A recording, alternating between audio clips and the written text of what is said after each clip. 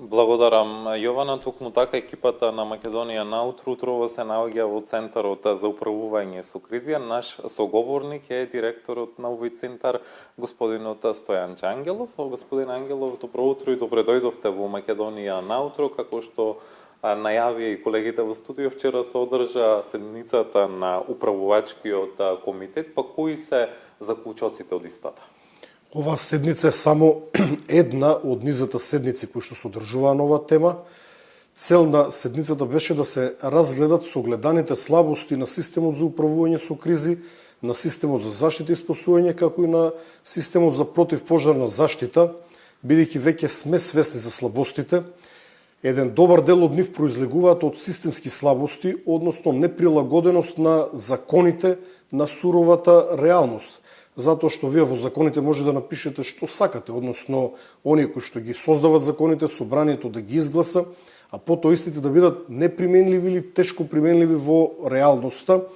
Значи фокусот ни е на системските проблеми, а се разбира веднаш потоа и на материјално-техничките ресурси и на човечките ресурси. Во кој сегмент треба да се подобрува системот за управување со кризи? Па во овој момент ние имаме две, би рекол, недоволно функционални институции. Тоа е Центарот за управување со кризи и Дирекцијата за заштита и спасување. И јас со години наназад, би рекол повеќе од 3 години, укажувам, вклучително и во вашата емисија, на вашата телевизија, на нашиот национален сервис, дека системот има фалинки и дека не е доволно функционален. Значи не е нешто ново. Укажував и во периодот на претходната влада, но сега постои едно големо расположение, особено имајќи во предвид дека оваа влада имаше многу лош старт со најголемите пожари кои што ја зафатија државата ова лето, најголеми досега во последните 30 на години, така што фокусот е ставен на сериозна реформа или јас би рекол трансформација на целиот систем за управување со кризи. Намерата е од двете, би рекол, недоволно функционални институции, ЦУК и ДЗС, кои што имат слабости кои се тешко надминливи со оваквата законска поставеност, слабости кои што самиот ги имам детектирано годините наназад и во функционирањето на институцијата, во редовното функционирање, особено во кризни состојби. Од овие две недоволно функционални институции да се создаде една нова функционална институција, значи да не направиме ние вештачко спојување на две нефункционални институции, да добиеме една супер нефункционална во наводници институција, туку да добиеме нешто ново, нешто што ќе биде прилагодено на реалноста, институција која што ќе може во делот на координацијата, во делот на командувањето со силите на терен да понуди еден нов квалитет. Имате ли некоја рамка колку пари би чинело напредувањето на системот за кризи? Се работи за навистина високи суми, милионски суми, бидејќи само системот за известување и тревожење чини неколку милиони евра. Систем кој што моментално е нефункционален, затоа што сирените се нефункционални дел од нив, оние кои што се уште функционираат не се поврзани во систем. Потребно е да се изгради целосно нов систем. Пробавме преку ИПА фондовите, поднесовме барање неколку години поред, но поради кризите, прво ковидот, а потоа енергетската криза, не доаѓаат наред. Но факт е дека владата ќе има голем предизвик, бидејќи толку пари како држава немаме. Нашиот фокус е и да ги оспособиме постоечките ресурси, значи оние ресурси кои што ги имаме, почнувајќи од ер-тракторите, односно противпожарните авиони, понатаму хеликоптерите, полициски и армиски, да бидат колку е можно пофункционални, бидејќи се работи за стари летала, особено хеликоптерите, кои што имаат одредени слабости и нормално е во текот и на летната сезона да подлежат на редовни сервиси, кои што ги неутрализираат по неколку дена, а некогаш и подолго. Значи секој хеликоптер на одреден број налет на часови мора да направи одреден сервис. Некои се помали сервиси за кои што се потребни неколку дена, додека другите сервиси бараат поголем период. Од друга страна, нормално е да се појавуваат дефекти, бидејќи, како што веќе реков, се работи за стари амортизирани летала, safety first, безбедноста на посадите, на пилотите на прво место. Секогаш кога кај некое летало ќе се забележат одредени дефекти, истото мора да подлежи на преглед, на сервис, на поправка, нешто што прави да ние ги немаме на располагање. Така што понекогаш и кај граѓаните се поставува прашања зошто, например, не ги гледаат ер-тракторите или хеликоптерите, при тоа тие не знаат дека некои од нив не се во функција, а посебен проблем е проблемот со пилотите на ер-тракторите на Дирекцијата за заштита и спасување, проблем кој што тешко може да се надмине, бидејќи како што вчера на седницата кажа и министерот за внатрешни работи Панче Тошковски, пилоти не се создаваат за неколку месеци, потребни се неколку години.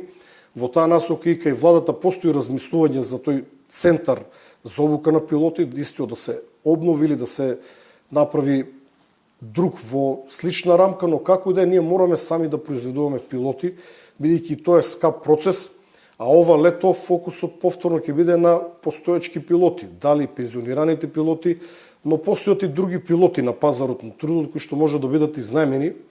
Впрочем и најголемиот дел од ер-тракторите кои што летаа ова минатото лето на територијата на државата беа со, условно кажано, изнаемени пилоти, односно државите кои што ги праќа ер-тракторите, ретко од посадите само по некој член беше од нивната држава, државјани на државата кои што ги праќаше леталата, останатите беа луѓе кои што за плата работеа за таа држава и ги управуваа воздухопловите. Господин Ангелов, уште едно прашање за крај на нашиот разговор. Колку повици дневно добивате на телефонскиот број 112 и зашто најмногу се јавуваат граѓаните овде во ЦУК?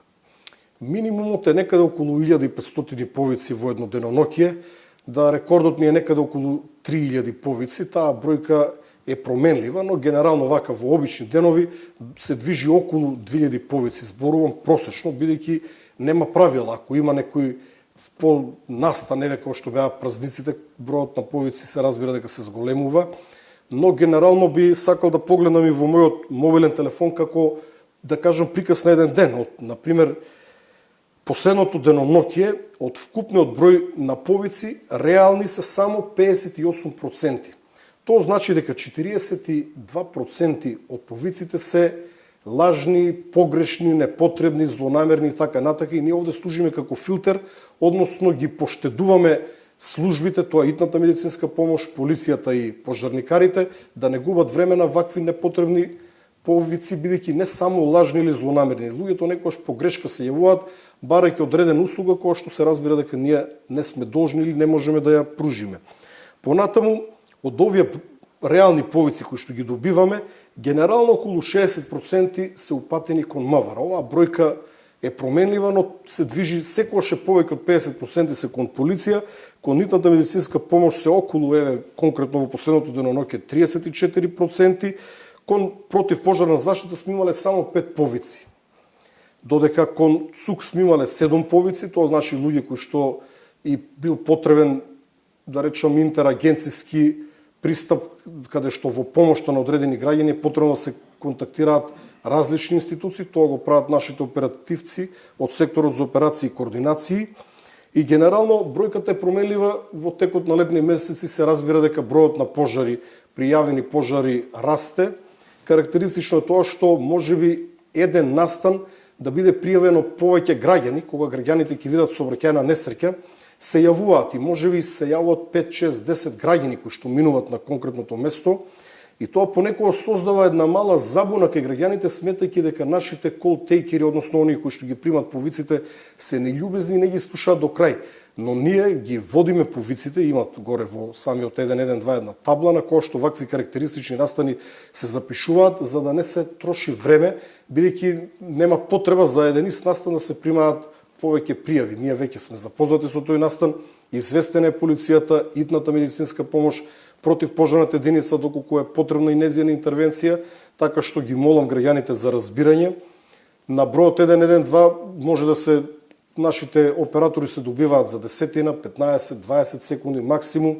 При тоа нашите оператори се должни да ги земат основните податоци, од каде повикувачот се јавува, неговиот идентитет, што се случило, каде се случило, кога се случило, а кога луѓето се во паника, кога некој нивен близок ќе доживее срцев удар, не дај Боже, мозочен удар, кога ќе налетат на тешка сообраќајна несреќа, ова создава еден мал отпор кај граѓаните, но ние мораме да ги собереме овие податоци, бидејќи вака функционира целиот свет.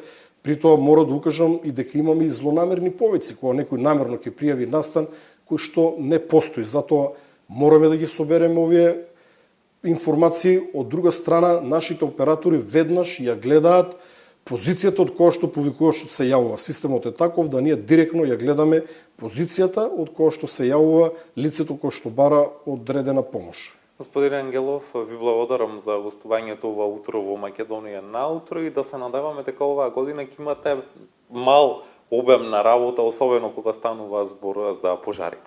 Следејќи трендовите, ова ќе остане само надеж.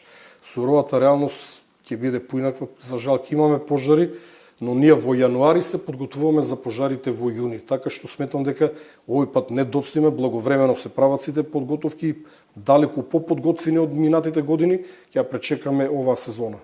Благодарам на разговорот. Благодарам.